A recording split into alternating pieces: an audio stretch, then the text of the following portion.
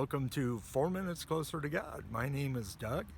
This segment, I wanted to discuss Christmas. As it happens, I am taping this December 2nd, and we are coming into the Advent season. The Advent season is counting down the days till Christmas. Christmas being December 25th, the day attributed to the birth of Christ. The problem is, when was he really born? Most people would say that Christians had assumed a pagan holiday, which happened to be on December 25th. It's called the celebration of Saturnalia, or the invincible sun returning. So if winter starts December 21st, then somewhere around December 25th, you can start to tell that the sun is staying up longer and longer, and so that's cause for celebration. The cause for Jesus' birth is in the Bible, and it's not very well attested there. And so you have to do some figuring to determine when Jesus was actually born, that date being not celebrated for hundreds of years.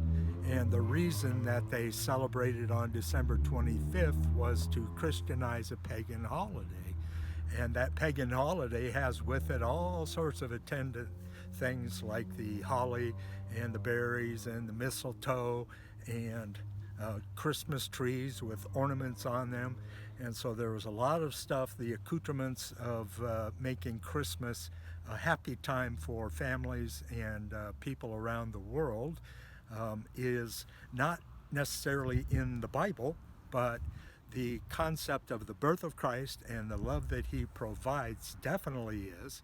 And so using that as a time to gather and be with family and friends and to enjoy our fellowship and the giving of gifts and special meals, creating special memories, all of that is a wonderful thing. But Jesus wasn't born at that time, and the early church didn't celebrate Jesus' birth, certainly not the way we do, and certainly not in the way that it has been commercialized.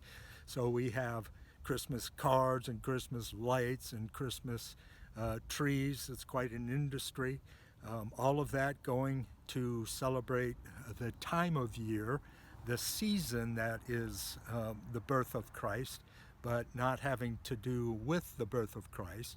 So we are able to tell when Jesus was born by the book of Luke, saying Zechariah was a priest according to the course of Abijah.